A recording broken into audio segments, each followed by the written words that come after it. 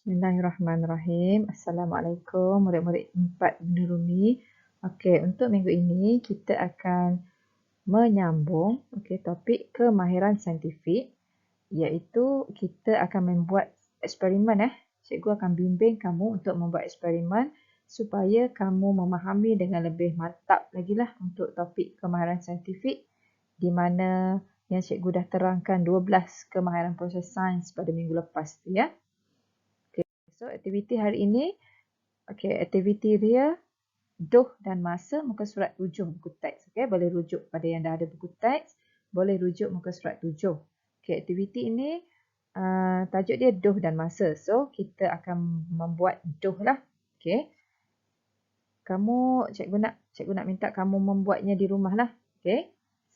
Ini adalah salah satu pembelajaran dari rumah lah. Maksudnya, kalau di sekolah, awak sekolah macam biasa. Kalau sekolah macam biasa, kita memang akan buat ni di kelas ataupun di makmal sains. So, bila belajar daripada rumah ni, cikgu nak minta tolong kamu berusaha untuk membuat eksperimen ni lah.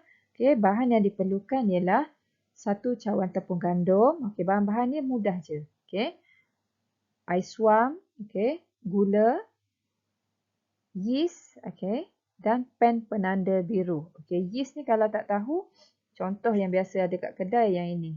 Mauripan ni. Yang ini. So, langkah-langkah dia boleh rujuk dalam buku teks sama je.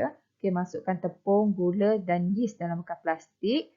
Kemudian aduk menggunakan sudu. Kemudian masukkan air suam 150 ml dan aduk dia sehingga menjadi doh. Kemudian ratakan doh dalam bekas. Bekas yang kamu gunakan ni mestilah bekas yang rata lah tapak dia. Supaya kamu boleh mengukur ketinggian doh tu dengan tepat. Menggunakan pen penanda. Tak kisahlah warna apa pen penanda yang awak gunakan tu. Janji dia bertanda. Lepas siap uli, kamu akan mengukur ketinggian doh mula-mula tu. Selepas awak dah ukur, masukkan dalam jadual. Catatkan dekat mana-mana dulu. Kemudian kamu biarkan dia selama 30 minit. Biarkan selama 30 minit. Kamu pun ukur sekali lagi. Itu yang kamu ukur kali kedua tu adalah paras akhir. Yang kamu ukur yang selepas mengadun tadi, menguli tadi adalah paras awal. So, selesai eksperimen yang ringkas tu, kamu perlu membuat laporan eksperimen dalam buku nota sains lah. Ini contoh laporan eksperimen. Kalau darjah 4 ni maksudnya kita baru berjinak-jinak lah dengan laporan eksperimen. Sebab tu cikgu dah buat template dia. Template dia ringkas sahaja. Kamu perlu ada tujuan. Dalam tu ada tujuan iaitu untuk mengkaji hubungan antara.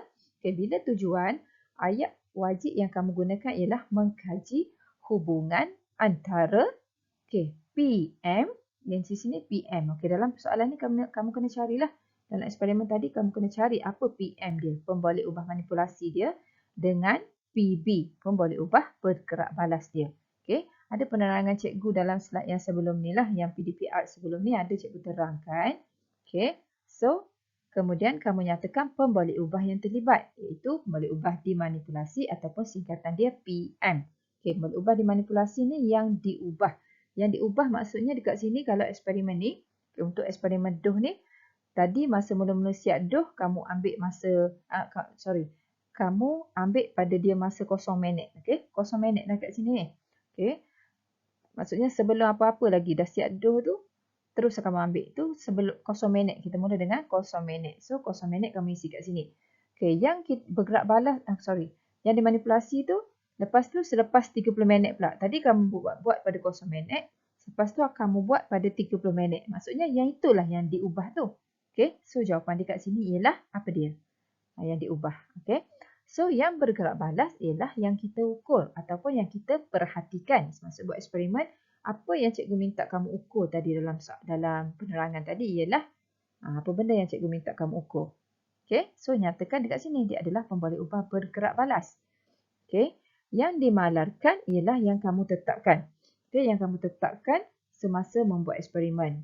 Contoh, kalau dalam eksperimen ni, untuk masa 0 minit dengan masa 30 minit, benda yang ditetapkan tu adalah benda yang tak berubah pun untuk 0 minit dengan 30 minit. So, fikir apa dia yang dimalarkan boleh isi jawapan di sini. Cikgu buat template siap-siap ni. Okay. Kalau tahun yang lain yang dah biasa dengan laporan eksperimen, memang cikgu tak bagi template macam ini ya. Okay, yang ni untuk permulaan. Okay. So, pun boleh ubah dimalakan tadi yang cikgu dah terang. Okay, pemerhatian kamu tadi yang kamu buat dalam semasa buat eksperimen tu, kamu isi 0 minit dan di bawah dia 30 minit. Okay, so ketinggian doh ni awak punya ketinggian masing-masing lah. Okay, tak perlulah sama dengan orang, tak perlu tiru orang. Okay. Okay, so lepas itu kesimpulan. Okay, untuk membuat kesimpulan ni, maksudnya kita boleh menggunakan semakin dengan semakin ni ataupun boleh guna jika apa, maka apa. Ataupun kalau semakin, semakin apa masa, semakin apa ketinggian doh. Kena tulis. Okay, cikgu bagi contoh lah. Okay, semakin bertambah masa, semakin apa dengan ketinggian doh. Tulis dekat sini. Okay, itu kesimpulan untuk eksperimen ni. Okay, sebab tu cikgu cakap kena biasa membuat eksperimen, biasa menjawab soalan dalam eksperimen ataupun membuat laporan eksperimen, baru kita faham tentang 12 KPS yang cikgu dah terangkan. Macam hari tu, minggu lepas cikgu terangkan, terang je kan. Okay, dengan ada contoh sikit-sikit je lah. Okay, yang ini nampak lebih jelas. Terutamanya lebih-lebih lagi bila kamu menjalankan eksperimen itu sendiri. Okay. Okay, so yang ini perlu salin dalam buku nota sains beserta dengan jawapan kamu lah. Ringkas je ni, pendek sahaja. Dan satu lagi, dalam muka surat 22, buku teks. Okay, hanya jawab soalan 2 sahaja. Okay, soalan 2 mudah je. Okay, yang ini tentang tajuk nada bunyi. Okay. Yang ini cubalah kamu cari, pun boleh ubah. Cuba cari hipotesis. Okay. Kamu cuba dulu buat. Okay. Nanti mungkin next PDPR cikgu akan terangkan jawapan dia ataupun kita akan bincang lah ikut macam mana cara yang sesuai lah supaya kamu dapat faham benda yang kamu dah buat ni. Okay. Cikgu rasa sampai situ sajalah untuk penerangan PDPR yang kali kedua ni bersama kamu. Okay, cikgu harap semua boleh beri kerjasama untuk menyiapkan tugasan yang cikgu bagi. Okay, jika ada apa-apa masalah ataupun ada yang kurang faham atau kurang jelas, boleh je PM cikgu. InsyaAllah cikgu akan bersedia untuk menjawab pertanyaan daripada kamu semualah.